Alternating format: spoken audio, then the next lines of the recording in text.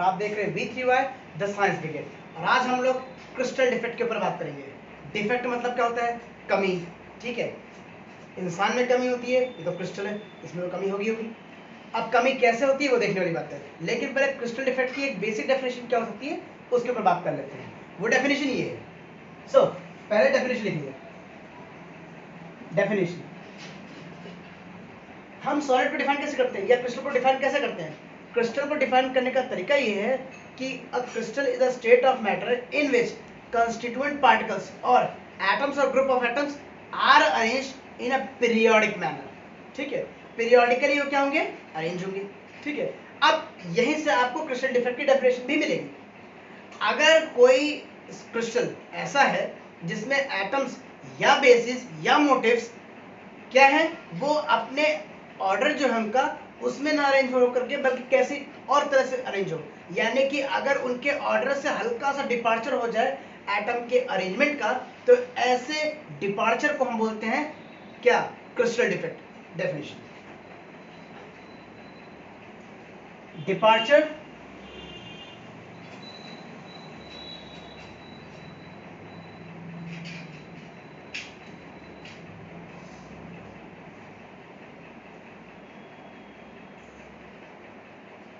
from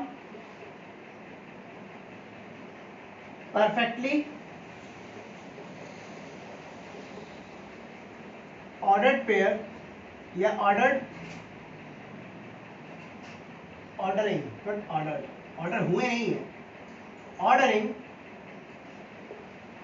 of motives और basis, कुछ भी कह सकते हैं आप, is called in a crystal. ठीक है, is called crystal defect. Crystal defect यानी कि आपके पास जो ऑर्डरिंग है उसमें हल्का सा डिपार्चर होगा। फॉर एग्जांपल आप देख रहे हैं कि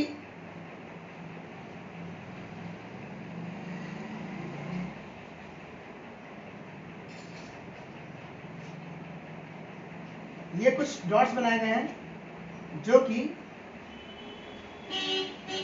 एक रेगुलर अरेंजमेंट पे रखे गए हैं। ठीक है,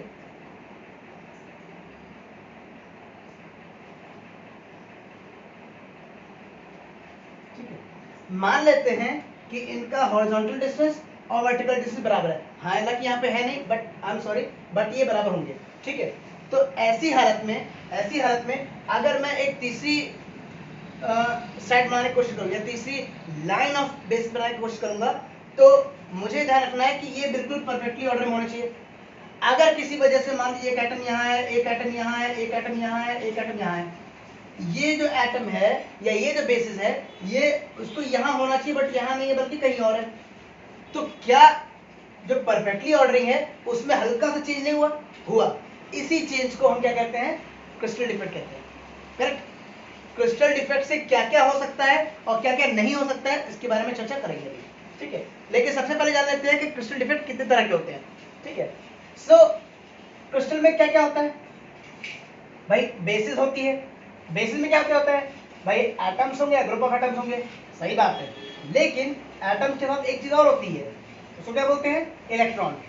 तो दो तरह के डिफेक्ट आप पढ़ने वाले हैं मोटे मोटे तौर पे। सबसे पहला है इलेक्ट्रॉनिक डिफेक्ट और दूसरा है एटॉमिक डिफेक्ट। तो पहले मैं जरा एक टेबलर फॉर्म बना लेता हूं, फिर देखता हूं कि कैसे काम होता है ये। तो क्रिस्टल डिफेक्ट के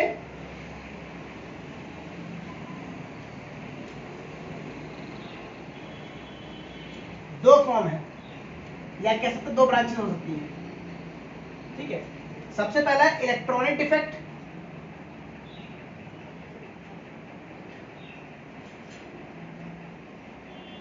इलेक्ट्रॉनिक डिफेक्ट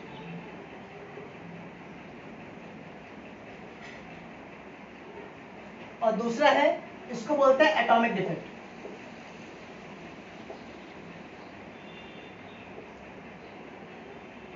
एटॉमिक डिफेक्ट की फर्दर कुछ क्लासिफिकेशन है, उसको देख लेते हैं। एक होता है, इसको बोलते हैं पॉइंट डिफेक्ट। एक होता है लैटिस डिफेक्ट या फिर लाइन डिफेक्ट।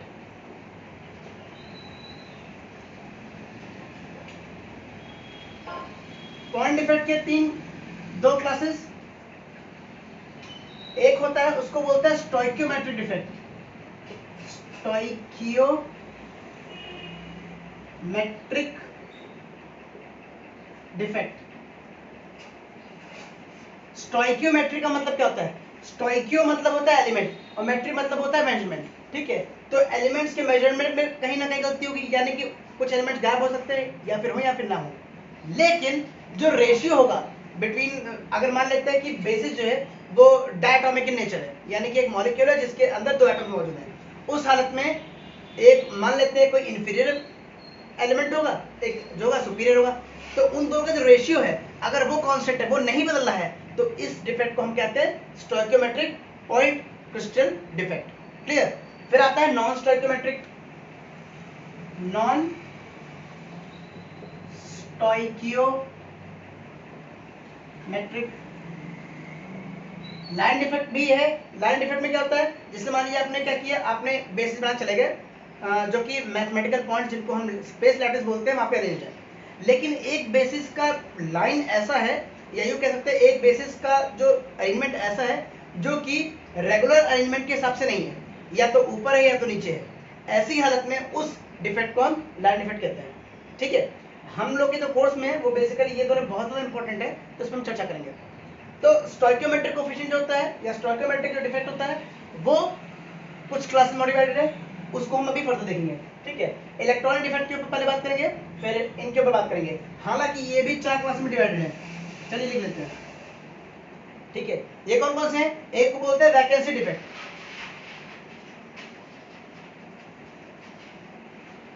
ठीक, एक को बोलते हैं इंटरस्टिशियल,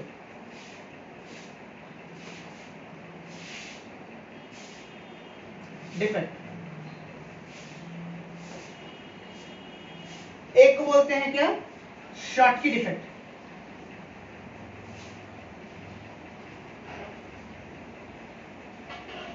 और जो फोर्थ है उसको बोलते हैं फ्रैंकल डिफेक्ट।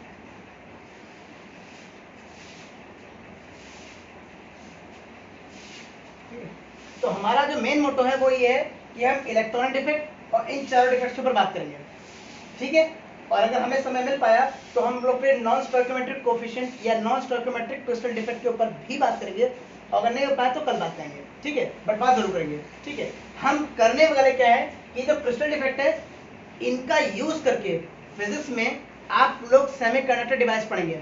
इस क्रिस्टल डिफेक्ट का यूज करके ही हम लोग क्या करते हैं, हम लोग ये कोशिश करते हैं कि किस तरह से इलेक्ट्रिकल कंडक्टिविटी या मैग्नेटिक प्रॉपर्टीज को इंक्रीज या डिक्रीज किया सके, हम उसको ट्यून कर सकते हैं according to our requirement. Okay, so सबसे पहले हम लोग देखेंगे इलेक्ट्रॉनिक डिफेक्ट, और ये डिफेक्ट जो आप पढ़ने वाले हैं ये डिफेक्ट ही जड़ है for the flow of current in a conductor. कैसे, देखिए।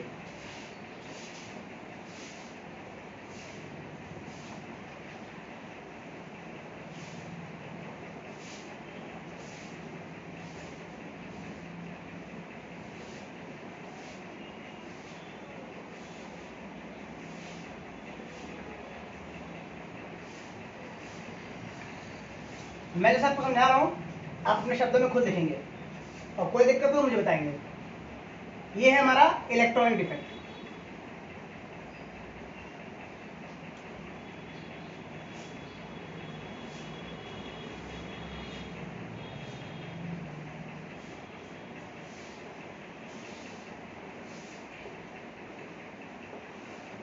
अभी हम लोगों ने थोड़ी देर पहले बात की थी कि एफसीसी नाम का एक क्रिस्टल है जिसको हम सोडियम, एल्यूमिनियम, ये सब एलिमेंट्स उसमें मौजूद होते हैं, ठीक है। मैं एक जनरल बात कह रहा हूँ कि मैंने मान लीजिए कोई एक मेटालिक क्रिस्टल लिया, मेटालिक क्रिस्टल में आप सोडियम भी ले सकते हैं, कॉपर भी ले सकते हैं, कुछ भी ले सकते हैं। Silver is the best conductor of electricity, लेकिन हम जनरली तौर पे ऐसा क्रिस्टल ले रहे हैं जिसके बारे में हमको संज्ञान है अभी, ठीक है। सो बेसिकली हम सोडियम और जो हमारा क्यूब है कौन सा, ये बॉडी सेंटर्ड क्यूब, इसमें हमारे पास क्या मिलेगा, हमको कॉपर मिल सकता है, तो इसके बारे में हम लोग बात करेंगे। और कॉपर में या जो हमारा पास सोडियम है उसकी चर्चा करने में हम देखेंगे कि एक हमारे पास क्रिस्टल है, क्रिस्टल का शेप कुछ भी हो सकता है, यूनिट सेल है, एफसीसी स्ट्रक्चर होगा, लेकिन जो पूरा का पूरा हमारे पास सेल है वो हम मान लेते हैं कि एक सिलिंड्रिकल रॉड है।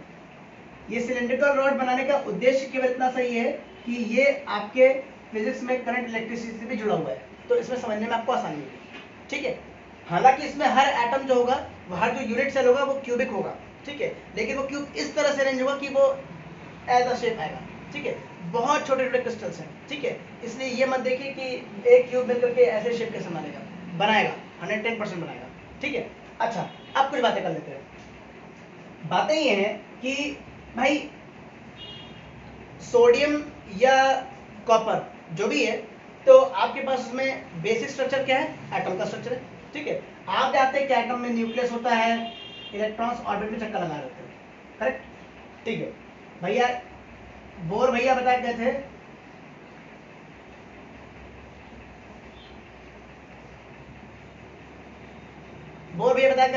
कि while revolving around nucleus electron will not radiate energy, यानी कि इसकी एनर्जी कांस्टेंट रहेगी, डिस्क्रीट होगी, क्लियर। अब आप करिए क्या, आप करिए ये कि इसको हीट कर दीजिए, जब हीट करेंगे तो इसमें एनर्जी जाएगी। ऑफ कोर्स हीट क्या होता है, हीट होता है काइनेटिक एनर्जी। हीट क्या होता है, काइनेटिक एनर्जी। किसकी kinetic energy, of the molecules which is developed due to rubbing, ठीक है, या फ्रिक्शन की वजह से जो काइनेटिक एनर्जी डेवलप होती है उसको क्या कहते हैं, हीट कहते हैं, करेक्ट। यानी कि जब आप हीट कर रहे हैं तो इसका मतलब ये कि आप इसको काइनेटिक एनर्जी प्रोवाइड कर रहे हैं, काइनेटिक एनर्जी प्रोवाइड कर रहे हैं। जब काइनेटिक एनर्जी प्रोवाइड करेंगे तो काइनेटिक एनर्जी आप जानते हैं हाफ mv² होता है। इसका मतलब ये है कि इसके अंदर कुछ पार्टिकल्स होंगे जो कि वेलोसिटी गेन करेंगे, ठीक, गेन करेंगे। अब सवाल ये उठता है कि वेलोसिटी कौन गेन करेगा, एटम जो कि सोडियम के लगे हुए हैं या फिर उनके अंदर इलेक्ट्रॉन्स। तो बता दूं, न्यूक्लियस जो होता है वो आप जानते हैं कि मास ऑफ इलेक्ट्रॉन जो होता है वो 1/1837 टाइम्स मास ऑफ प्रोटॉन होता है, यानी कि इलेक्ट्रॉन का मास प्रोटॉन से बहुत बहुत ज्यादा हल्का होता है। तो अब इस इलेक्ट्रॉन का मास इस न्यूक्लियस के मुकाबले तो बहुत ही कम हुआ, यानी कि सबसे लाइटेस्ट पार्ट होगा वो क्या है, इलेक्ट्रॉन है। तो हुआ ये कि जब हीट एनर्जी डेवलप की गई या दी गई, सप्लाई की गई बाहर से, तो इसके अंदर जो इलेक्ट्रॉन मौजूद है, ये जो इलेक्ट्रॉन मौजूद होगा इसको ये हीट एब्जॉर्ब करेगा, ये हीट एब्जॉर्ब करेगा।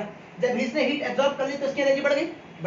जब एनर्जी बढ़ गई तो ये कहेगा कि भैया बोर भैया अब हम तुम्हारी बात क्यों माने, अब तो हम मेरे पास एनर्जी आ गई है, अब ये बाहर निकल जाएगा। जब ही बाहर निकलेगा तो क्या इस एटम ने इलेक्ट्रॉन बाहर नहीं दिया है, इसीलिए इसके ऊपर एक पॉजिटिव चार्ज डेवलप हो जाएगा, यानी कि अब ये क्या बन गया है, कैटायन। यानी कि जब भी आप किसी मेटल के क्रिस्टल को हीट अप करते हैं तो होता ये है कि इसके अंदर जो इलेक्ट्रॉन्स होंगे वो बाहर निकल जाएंगे, leaving their parent atoms as cations, correct. अच्छा, अब ये कैटायन मौजूद है, लेकिन ये जो इलेक्ट्रॉन होगा वो कहीं और नहीं जाएगा, बल्कि थ्रू आउट द वॉल्यूम इसमें घूमता रहेगा।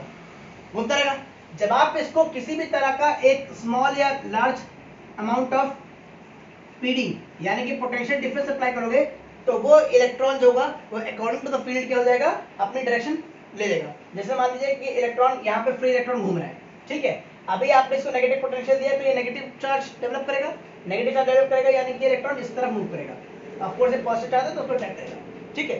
तो जब इलेक्ट्रॉन आगे बढ़ेगा तो करंट डेवलप होगा, यानी कि आप जो करंट देखते हैं वो इस इलेक्ट्रॉनिक डिफेक्ट की वजह से होती है। कैसे होती है, इसका एक्सप्लेनेशन ये था, ठीक है। अगर इसमें कोई दिक्कत हो प्लीज प्लीज प्लीज हमें कमेंट सेक्शन में जरूर बताइएगा। नेक्स्ट हमारा एटॉमिक डिफेक्ट।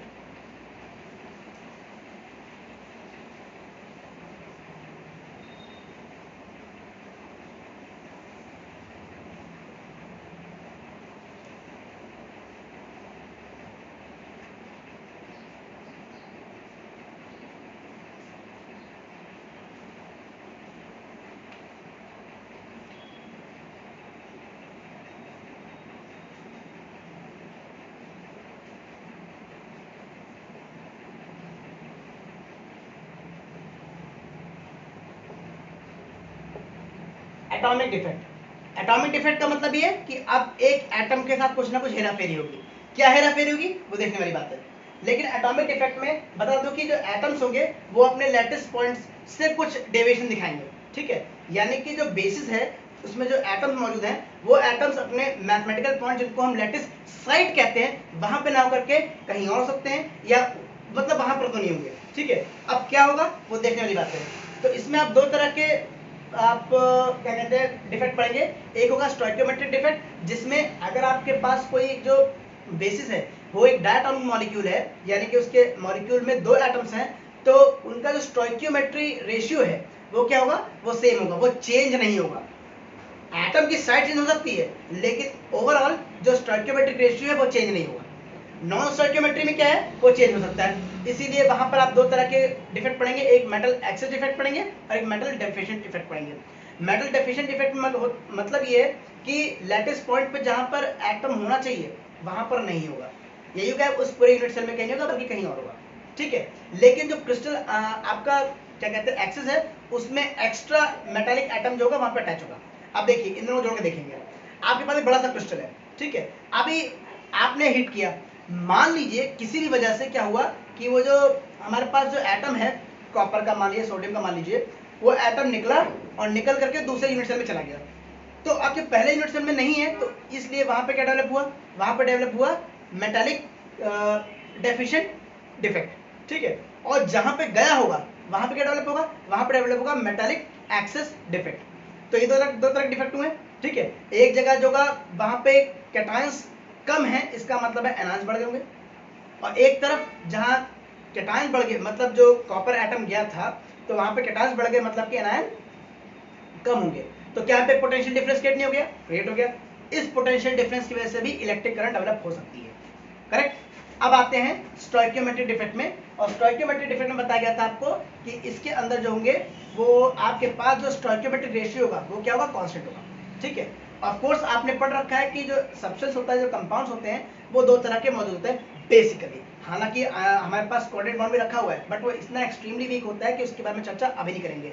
क्यों नहीं करेंगे, क्योंकि वो असल में जो कोऑर्डिनेट बॉन्ड है ना वो सबसे वीकेस्ट है, जिसकी वजह से वहां पे सॉलिड बनना थोड़ा सा मुश्किल है, और सॉलिड बनना मुश्किल है तो क्रिस्टल की बातें छोड़ दीजिए। इसलिए हम दो तरह के चीजें पढ़ेंगे, एक होगा आयोनिक सॉलिड्स और एक होगा आपका कोवैलेंट, या उसमें बहुत ही रेयर हो गया तो आप कोऑर्डिनेट सॉलिड्स की बात कर सकते हैं, ठीक है। बट सबसे पहले हम देख लेते हैं एटॉमिक डिफेक्ट के अंदर, यानी एटम्स की जो हेर फेर होगी उसके अंदर कौन कौन आता है, ठीक है। तो पहली बात करते हैं, उसकी बात करते हैं, इसका नाम है वैकेंसी डिफेक्ट। तो पहला है वैकेंसी डिफेक्ट।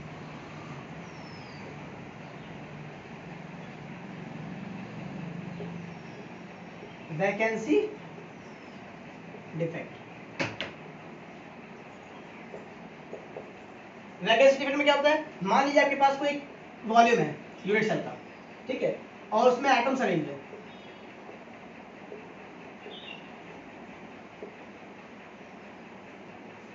यहाँ क्यों नहीं बना भैया, यहाँ इसलिए नहीं बनाया क्योंकि यहाँ पे होना चाहिए एटम बट नहीं है, यानी यहाँ पे क्या क्रिएट हो गई, एक वैकेंसी क्रिएट हो गई। क्या क्रिएट हो गई, एक वैकेंसी क्रिएट हो गई। ये जो वैकेंसी क्रिएट हुई है, ठीक है, ये डिफेक्ट ही कहलाता है वैकेंसी डिफेक्ट। यानी कि यूनिट सेल में अगर बेसिस में कोई एटम गायब होगा, डिसअपीयर होगा, तो ऐसे डिफेक्ट को क्या कहते हैं, वैकेंसी डिफेक्ट कहते हैं। ये आमतौर पे कोवैलेंट बॉन्डिंग में होता है। इसका जो आयोनिक वर्जन है उसको हम शॉर्टकी डिफेक्ट के नाम से जानते हैं। तो next topic will be Schottky defect. ये कोवैलेंट बॉन्डिंग में होता है या फिर कोऑर्डिनेट बॉन्डिंग में हो सकता है अगर क्रिस्टल बना तो, ठीक है। अब दूसरे बॉन्ड की मैं इसी से मैं बात कर लूं क्योंकि स्ट्रक्चर ही सेम होने वाला है, और वो है हमारा क्या, शॉर्टकी डिफेक्ट। शॉर्टकी डिफेक्ट और वैकेंसी डिफेक्ट में एक ही अंतर है, जो शॉर्टकी डिफेक्ट होता है वो आयोनिक क्रिस्टल में लगता है, यानी कि वहां पे आयंस का गायब होना जरूरी है, कैटायंस या एनायंस से गायब होना जरूरी है, सच दैट कि उसकी इलेक्ट्रिकल न्यूट्रलिटी पे कोई भी इफेक्ट नहीं पड़ना चाहिए। यानी कि जो क्रिस्टल है वो ऑल ओवर इलेक्ट्रिकली न्यूट्रल होना चाहिए, वरना charge can not be created not be destroyed आपने पढ़ रखा है। यानी कि वहां पे तो चार्ज क्रिएट हो गया, इसका मतलब वहां पे law of conservation of charge क्या हो गया, फेल हो गया। ये नहीं हो सकता, इसीलिए क्या होता है यहाँ पर जो ओवरऑल इलेक्ट्रॉनिक न्यूट्रलिटी है वो बर्दाश्त होनी चाहिए, होनी ही चाहिए। सो नेक्स्ट हमारा Schottky defect.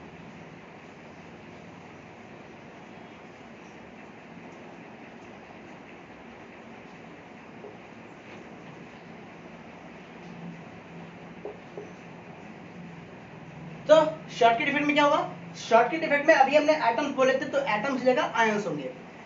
It can be cations, it can be anions, ठीक है। जैसे मान लीजिए कि यहाँ से कैटायन गायब हो गया, कैटायन गायब हो गया, इसका एक ही मतलब है कि यहाँ पे एनायंस होंगे, यहाँ पे भी एनायंस होंगे, ठीक है।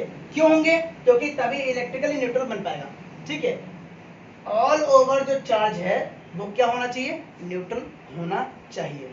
अगर यहाँ पर चार्ज न्यूट्रल नहीं हुआ तो आपने चार्ज क्रिएट कर लिया, जो कि law of conservation of charge के सख्त खिलाफ है। ठीक है। So law of conservation of charge होगा वो इसको इजाजत नहीं देगा कि यहाँ पर आयनिक इम्बैलेंस हो जाए। अगर आयनिक इम्बैलेंस हो गया तो अपने आप ही पोटेंशियल डिफरेंस क्रिएट हो गया, यानी कि आपने बैटरी नहीं लगाई तब भी बिजली उत्पन्न हो गई। ये इलेक्ट्रोमैग्नेटिक इंडक्शन के अलावा नहीं हो सकता। ठीक है। सो ये है शॉर्टकट डिफेक्ट जिसमें आयंस क्या होंगे, गायब होंगे। नेक्स्ट है हमारा, उसको बोलते हैं interstitial defect. Third part, interstitial defect.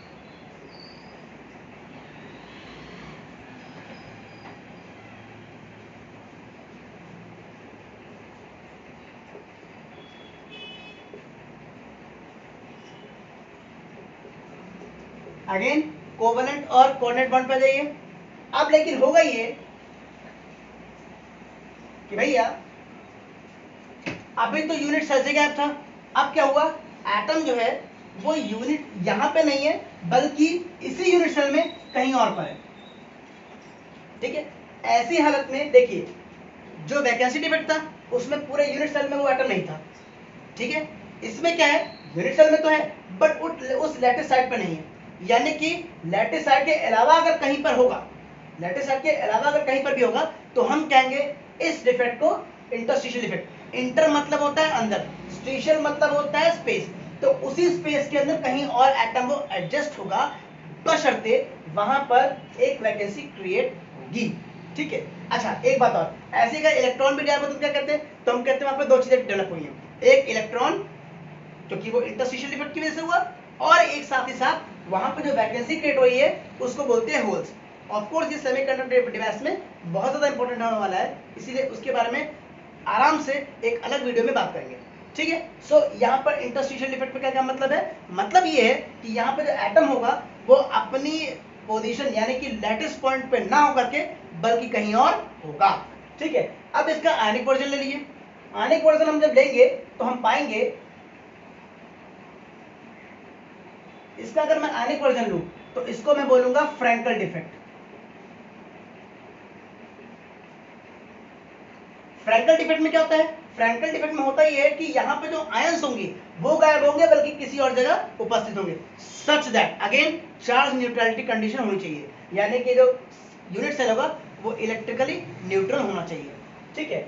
अच्छा ये जो डिफेक्ट क्रिएट होते हैं वो होते क्यों हैं, डिफेक्ट क्रिएट होने का रीजन ये कि जब आप क्रिस्टलोग्राफी में क्रिस्टल्स को डेवलप करते हैं, ठीक है, तो होता ये है कि क्रिस्टल डेवलप करने का बेसिक तरीका ये है कि आप कुछ मत कीजिए, आप जिसका क्रिस्टल डेवलप करना है उसको आप बिल्कुल पाउडर फॉर्म में पीस लीजिए। क्या कर लीजिए, आप उसको बिल्कुल ग्राइंड कर लीजिए कायदे से। ग्राइंड करने के बाद करिए क्या, उसको एक सॉल्वेंट, अधिकतर पानी लेते हैं, अगर आपके पास वो जो क्रिस्टल है वो कोवेलेंट बॉन्ड यानी कि ऑर्गेनिक है तो वो अधिकतर पानी में डिजॉल्व नहीं होता, तो आपको अल्कोहल में डिजॉल्व करना पड़ेगा। लेकिन जो आपके पास इनऑर्गेनिक सॉलिड्स हैं वो हमेशा पानी में डिजॉल्व हो जाएंगे क्योंकि वहाँ पर हाइड्रोजन बॉन्डिंग क्रिएट हो जाती है, जिसकी वजह से आप क्या कर सकते हैं, उसको पानी में डिजॉल्व कर सकते हैं, और इसीलिए यही कारण है कि उसको यूनिवर्सल सॉल्वेंट कहा जाता है पानी को। अच्छा आपने किया क्या, उसको ग्राइंड कर दिया, जैसे ग्राइंड करने के बाद करिए क्या, ग्राइंड करने के बाद आप उसको उसमें डाल दीजिए, ठीक है, और उसको घोल दीजिए। घोल देंगे तो एक समय लगेगा कि वो घुलना बंद हो जाएगा, आप घोलते रहिए घोलते रहिए घोलते रहिए और डालिए, घोलते रहिए, फिर घुलना बंद हो जाएगा, फिर आप उसको हीट अप कीजिए। हीट करेंगे तो जब हीट करने से पहले जो घुलना बंद हुआ था, इस स्टेज को कहते हैं सैचुरेशन पॉइंट, यानी कि अब ये सॉल्यूशन क्या हो गया है, सैचुरेट हो गया है, क्योंकि इसके अंदर और सॉल्यूट डिसॉल्व नहीं हो रहा है सॉल्वेंट के अंदर। ओके, अब आप क्या करिए, आपने कहा नहीं भैया हम तो डिसॉल्व करेंगे, तो आपने इसको हीट कर दिया। हीट कर दिया तो हुआ क्या, हुआ ये कि जो मॉलिक्यूल्स हैं उनके बीच में जगह बढ़ गई, क्यों, क्योंकि मोशन कर गए। मोशन क्यों कर गए, क्योंकि आपने हीट किया। हीट क्या होता है, काइनेटिक एनर्जी, तो आपने काइनेटिक एनर्जी प्रोवाइड की ना, काइनेटिक एनर्जी प्रोवाइड की तो मॉलिक्यूल्स यहाँ पर डिस्प्लेस हो गए। जब मॉलिक्यूल डिस्प्लेस हो गए तो वहां पर जगह क्रिएट हो गई। अब उस जगह को भरने के लिए आप और सॉल्यूट क्या कर सकते हैं, डाल सकते हैं, और सॉल्यूट डाल देंगे तो कभी ना कभी तो ऐसा कि वो पूरी जगह फिर गिर जाए, फिर गिर गई। अब ऐसी जगह जहां पर आप हीट करेंगे उसके बावजूद भी सॉल्यूट डिसॉल्व नहीं हो पा रहा है, ऐसे पॉइंट या ऐसी सिचुएशन को कहते हैं सुपर सैचुरेटेड सॉल्यूशन। तो आप क्या करेंगे, सुपर सैचुरेटेड सॉल्यूशन आपने बना लिया, काफी हीट अप होगा, ठीक है। अब आप क्या करिए, अब आपको धैर्य की परीक्षा है, आप पेशेंस रखिए, जितना ग्रेजुअली वो कूल होगा उतना ही अच्छा सिंगल क्रिस्टल यानी कि क्रिस्टलाइन सॉलिड आप देख पाएंगे। जल्दबाजी मत कीजिएगा, क्योंकि अगर मान लीजिए सोचिए आपने कि भैया हीटअप कर दिया, जाके फ्रीजर में गुजर दिया, आधे घंटे बाद देखा तैयार, तैयार है, बिल्कुल तैयार है, लेकिन एक गलती हो गई है, ये जो डिफेक्ट्स है ना ये सब आ जाएंगे। ठीक है, अगर आयनिक सॉल्ट डिसॉल्व करना है तो भैया डिफेक्ट आएगा, शॉर्टकट डिफेक्ट और फ्रैंकल डिफेक्ट। अगर मान ली कोवेलेंट से कर रहे हैं तो डिफेक्ट आएगा क्या, वैकेंसी और इंटरस्टिशियल डिफेक्ट। ठीक है, अब इन डिफेक्ट का यूज जो है वो हम लोग करेंगे सेमीकंडक्टर्स में जब यूज करेंगे। लेकिन उससे पहले हमको क्या चाहिए, हमको चाहिए एक और कॉन्सेप्ट जिसको कहते हैं हम एनर्जी बैंड्स, लेकिन वो आज नहीं, वो अगले वीडियो में। ठीक है, क्योंकि उसके बाद हम सेमीकंडक्टर्स की बात करेंगे, फिर उनकी मैग्नेटिक प्रॉपर्टीज की बात करेंगे और बहुत कुछ और नया होने वाला है। ठीक है, तब तक के लिए इतना ही। कल की वीडियो में हम लोग इस सेमीकंडक्टर्स के ऊपर बात करेंगे। तब तक देखते रहिए V3 by the science brigade. और हाँ, कमेंट सेक्शन में बताइए जरूर कि ये कैसा लगा। अगर नहीं समझ में आया तो बता दीजिएगा, मैं फिर बता दूंगा, कोई दिक्कत नहीं है। ठीक है, तब तक के लिए धन्यवाद।